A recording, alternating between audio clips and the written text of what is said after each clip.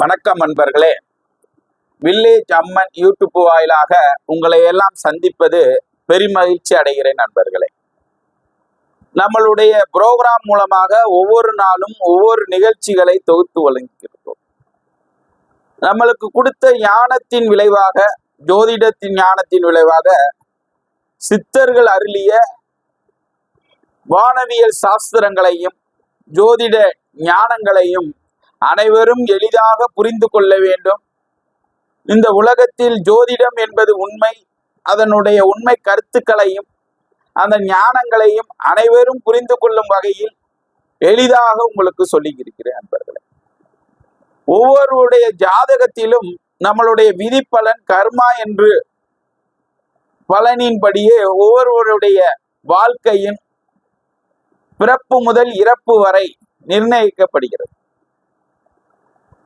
அதை நிகழ்ந்த காலம், வரக்கூடிய காலம், வரும் காலம் என்று 3 வகையாக பிரிக்கக்கூடிய அமைப்பு உருவாகிறது. ஒருவனுடைய மனிதனுடைய வாழ்க்கையை அவன் எப்படிப்பட்ட மனிதனாக இருப்பான், வாழ்க்கையில் எந்த உயரத்திற்கு போவான், எந்த மாதிரி பிரச்சனைகளை எல்லாம் சந்திப்பான், எந்த காலத்தில், இப்படி எண்ணற்றத்தை நாம் சிந்தித்து நம் அறிவுக்கு எட்டியவாறு ஜோதிட ரீதியாக நாம் சொல்லி வருகிறோம். அப்போ ஒவ்வொரு கருத்தும் மனிதனுக்கு தன் வாழ்நாளில் ஒரு தைரியத்தையும் ஒரு தன்னம்பிக்கையும் ஒரு எழுச்சியையும் கொடுப்பதற்கு இந்த ஜோதிட கலை என்பது மிகவும் முக்கியமான கலையாக இன்று அமைகிறது. அப்ப இந்த அனுபவ கலையின் மூலமாக ஒவ்வொருவருடைய வாழ்க்கைக்கு தேவையான பிரச்சனைக்குரிய தீர்வை நாம் அளிக்கிறோம். அப்படிப்பட்ட நிகழ்வுகளை எல்லாம் அற்புதமான தகவலை தருவது இந்த ஜோதிட கலை. அப்ப பிறப்பு முதல் இறப்பு வரை மனிதனுடைய வாழ்ந்த காலத்தை கணக்கிட்டு அதை அறிவுபூர்வமாக சொல்லுவது என்றால் இந்த ஜோதிட கலை. இன்றை நாம் காண்பது எதை பற்றினா, புத்திசாலித்தன பிள்ளை. எனக்கு பிறக்கக்கூடிய பிள்ளை புத்திசாலியா, அறிவாளியா, பொன்மன செம்மல் என்று சொல்வோம். மனம் என்பது பொன்னை போல் பொக்கிஷமாக இருக்க வேண்டுமா? பொன்னை எப்படி பாதுகாப்பாக வைத்து கொண்டால் எப்படி இருக்குமோ அது மாதிரி நம் மனதை பாதுகாப்பாக வைத்துக் கொள்ள வேண்டும். ஒருவருடைய மனத்தை குறிக்கக்கூடிய இடம் எது என்று கேட்டால் இந்த 5ஆம் இடம் தான் மனதை குறிக்கக்கூடியது. இந்த 5ஆம் இடத்தில் ஒருவனுடைய வாழ்க்கையின், அது மட்டுமல்ல குலதெய்வத்தையும் குறிக்கக்கூடிய இடம் 5ஆம் இடம். அவன் புத்திசாலியான பிள்ளையா, அறிவாளியான பிள்ளையா, அவன் செய்வதெல்லாம் நிச்சயம் நிறைவேறுமா, அவன் அன்பானவனா இல்ல கொடூர குணம் படைத்தவனா, இப்படி எல்லா செயலையும் சொல்லக்கூடிய இடம் இந்த 5ஆம் இடம். அப்போ ஒருவருடைய 5ஆம் இடம் என்பது அவன் எண்ணத்தை பிரதிபலிக்கிறது. அவன் எண்ணம் எளிதாக நிறைவேறுமா, நிறைவேறாதா நினைத்த எண்ணம். அப்ப அவனுடைய புத்தி என்பது அந்த 5ஆம் இடத்தில் செயல்பாட்டில் வைக்கிறது. அப்ப அந்த 5ஆம் இடத்தில் புத்தி என்பது நல் கிரகங்கள், நல் கோள்கள் என்று சொல்லக்கூடிய புதன், குரு, சுக்கிரன், சந்திரன், இந்த மாதிரி சுபக்கோள்கள் அங்கு இருக்கும் பொழுது அந்த குழந்தை அற்புதமான குழந்தையாக இருக்கிறது. அறிவு ஜீவி என்று சொல்வார்கள். அப்படி அறிவுள்ள குழந்தைகள், புத்தி உள்ள குழந்தை எங்கு போய் பிழைத்து கொள்ளும் அப்படி சொல்லுவார்கள். அப்படிப்பட்ட புத்திசாலி தனமும் பொன்பான செம்மல் என்று சொல்லக்கூடிய குணம், எல்லோரையும் அன்பாக பழகக்கூடிய குணமும், எல்லோரிடம் எளிதாக பழகக்கூடிய குணமும், ஈவிரக்கம் சொல்லுவாங்க. ஒருவருக்கு மனிதாபிய குணம் என்பது மிகவும் முக்கியமானது. பார்த்தவுடனே ஒருத்தவர் அடிபட்டு கிடந்தா ஐயோ பாவம் என்று தூக்குவது அது மனிதாபிய குணம். அதே பார்த்துட்டு அவன் கிடந்துட்டு போறான், குடிச்சிட்டு கிடப்பான், அப்படி சொல்றது மனிதாயமற்ற குணம். அப்ப இரண்டுமே அந்த குணத்தை பொறுத்து இந்த 5ஆம் இடத்தில் தான் வைக்கிறார்கள். அப்ப 5ஆம் இடத்தில் சுபகோள்கள் இருக்கும்போது அவர்கள் எப்படிப்பட்டவர்களாக இருக்கிறார்கள்? எல்லோரிடம் அன்பாக பழகக்கூடியவர்கள், ஒழுக்க சீலர்களாக இருக்கிறார்கள். சொல்ல போனா அப்ப எல்லோரிடம் அன்பாகி பழகி அவர்களுடன் நட்பு பாராட்டி, இந்த பையனா நல்ல பையங்க, உங்க பையன் நல்ல பையன், அன்பானவன், எல்லாத்திட்டையும் எளிதா பழகுவான், நல்லா படிச்சிருக்கான், ஆனா அந்த இதே கிடையாதுங்க, தன்மையான குணமுள்ள பையன் அப்படின்னு சொல்லக்கூடிய இடம் இந்த 5ஆம் இடம் தான். அப்ப 5ஆம் இடத்தில் சுபகோள்கள் இருந்தால் நல்ல அருமையான புத்திரர்கள். அவர்கள் படிப்பு, அறிவு, செயல்திறன் எல்லாத்திலுமே அவர்கள் நினைத்ததெல்லாம் வெற்றி அடைவார்கள். சில பேர் சின்ன குழந்தைகளே சொல்லிட்டு வருவாங்க, நான் போலீஸ் ஆக போறேன், நான் கலெக்டர் ஆக போறேன், நான் டாக்டர் ஆக போறேன்.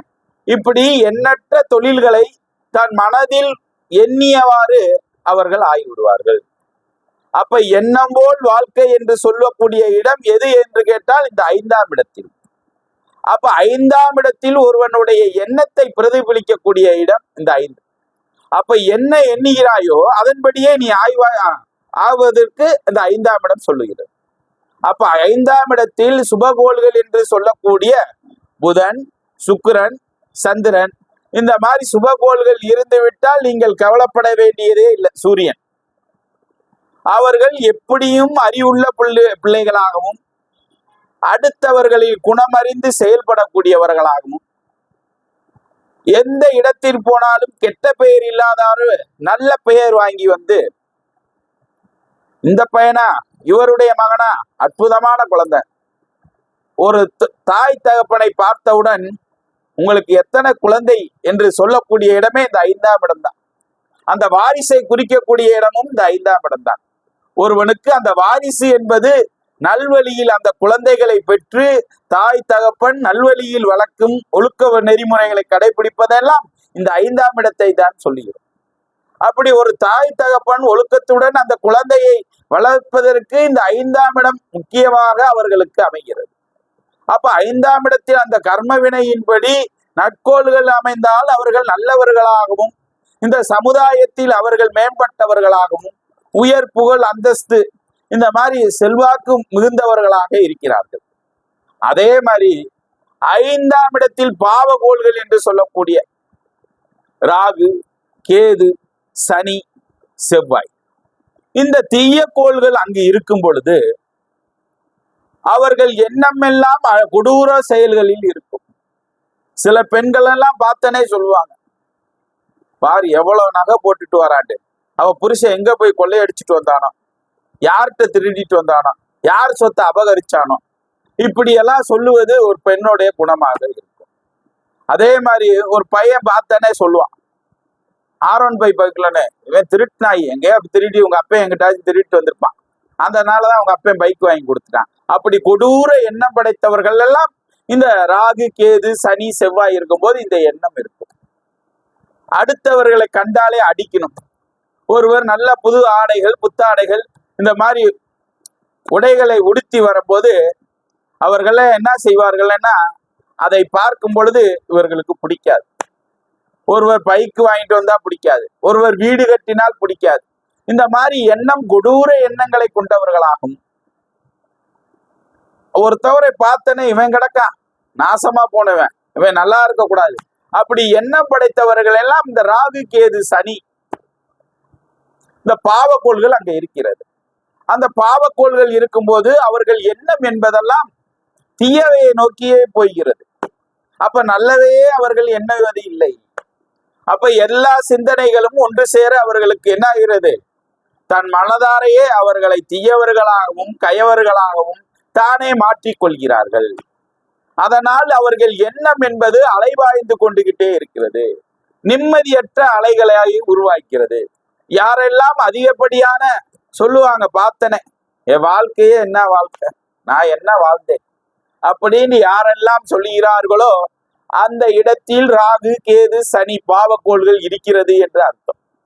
அதே மாதிரி சுபகோள்கள் என்று சொல்லக்கூடிய குரு, புதன், சுக்கிரன், சந்திரன் இந்த மாதிரி சுபகோள்கள் இருந்தால் அவர்கள் எப்படிப்பட்டவர்களாக பேசுவார்கள் என்றால், எப்படி இருக்கீங்கன்னா நான் நல்லா இருக்கிறேன், சிறப்பா இருக்கேன், நீங்க எப்படி இருக்கீங்க அப்படின்னு கேட்டால் அவர்கள் சிறப்பான கோள்கள் அங்கு இருக்கிறது, அவர்கள் செயலும் சிந்தனையும் ஒன்று சேர வேலை பார்க்கிறது என்று அர்த்தம். அப்போ ஒருவனுடைய செயலை குறிக்கக்கூடியது இந்த பாவ கர்மா என்று சொல்லக்கூடிய சுபகர்மா, அஸ்மகர்மா என்று இரு வகையாக பிரித்து நம்மளுடைய பிறப்பின் அடிப்படையிலே இவர்கள் நல்லவர்களாகவும் வருகிறார்கள், இவர்கள் தீயவர்களாகவும் வருகிறார்கள் என்று கர்ம விளைவு பலனை வைப்பது இந்த கிரகத்தினுடைய அடிப்படை.